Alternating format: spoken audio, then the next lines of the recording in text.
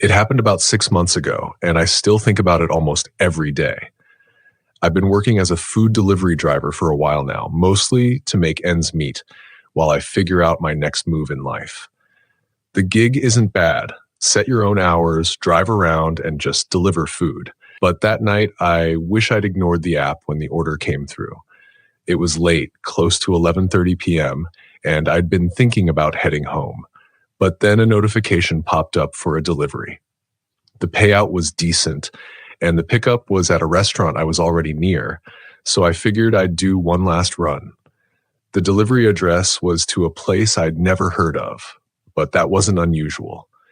People order from weird spots all the time. The restaurant was a hole-in-the-wall Chinese place, the kind that's open late and has a faded menu board with pictures of food that probably hadn't been updated since the 90s. I walked in, gave the order number, and waited while they packed it up. Nothing seemed out of the ordinary. When I got back to my car, I punched the delivery address into my GPS. It led me to a location about 15 minutes away. I didn't think much of it until I got closer. The streets became less familiar, more industrial. Warehouses lined the roads, their massive metal doors closed and lifeless. The area was dimly lit, with only a few flickering streetlights casting long, eerie shadows. The GPS finally announced I'd arrived, but the address led me to what looked like an abandoned office building. The exterior was nondescript, just a plain beige concrete structure with no signs or logos. The parking lot was cracked and overgrown with weeds. A single car sat near the entrance, an old sedan covered in dust. Something about the place gave me the creeps, but I brushed it off. People live and work in strange spots sometimes, right? I parked and grabbed the bag of food. The app didn't give any additional instructions, so I headed for the front entrance. The glass doors were grimy, but they weren't locked. They swung open with a low groan, and I stepped into a small, empty lobby. The air inside was stale, with a faint chemical smell. Fluorescent lights buzzed overhead, flickering every few seconds. There was no receptionist desk or furniture, just a plain hallway straight ahead. I called out, "Hello? Delivery," but my voice echoed back to me. No response. I checked the app again to see if there were any notes, but there was nothing. My phone signal was weak, but I managed to send a text to the customer. "I'm here. Where should I drop this off?" I waited a minute, then 2. No reply. I should have just left the food at the door and bailed, but for some reason I felt compelled to keep going. Maybe it was curiosity or just plain stubbornness, but I started walking down the hallway. The tiles under my feet squeaked with each step, and the fluorescent lights flickered erratically. As I moved deeper into the building, the air grew colder, almost unnaturally so. The hallway stretched on longer than it should have, lined with identical beige walls. I checked behind me and realized I could no longer see the entrance. It was just an endless corridor in both directions. My chest tightened, and I turned back the way I came, but after a few minutes of walking, I was still in the same hallway.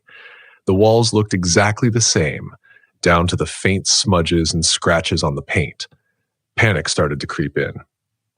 I grabbed my phone, but the signal was gone, and the map showed nothing but a gray void. I stopped and took a deep breath, trying to steady myself. "Okay," I muttered.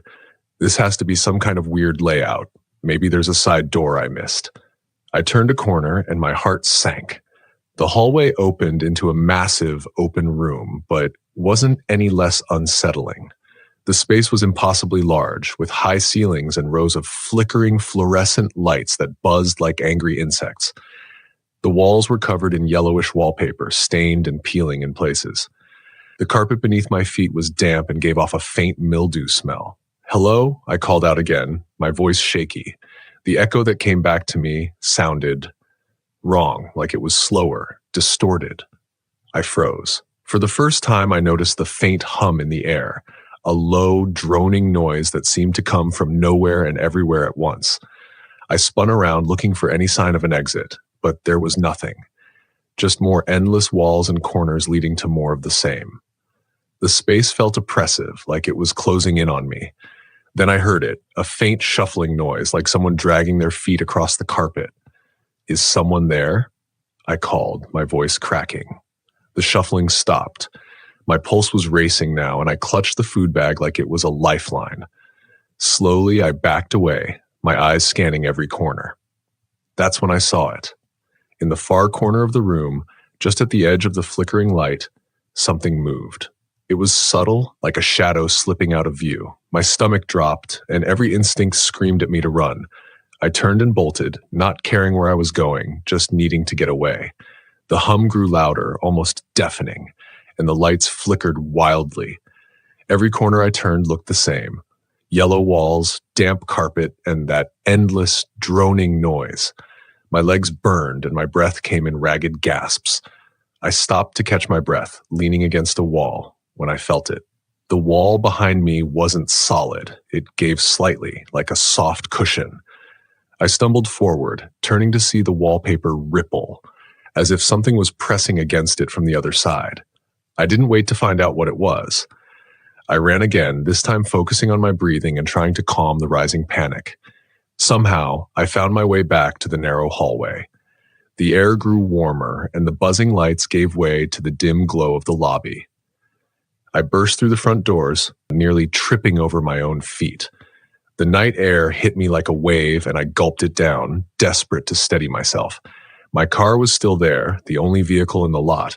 The dusty sedan I'd seen earlier was gone. I didn't stick around to think about it. I jumped into my car, locked the doors, and peeled out of the lot.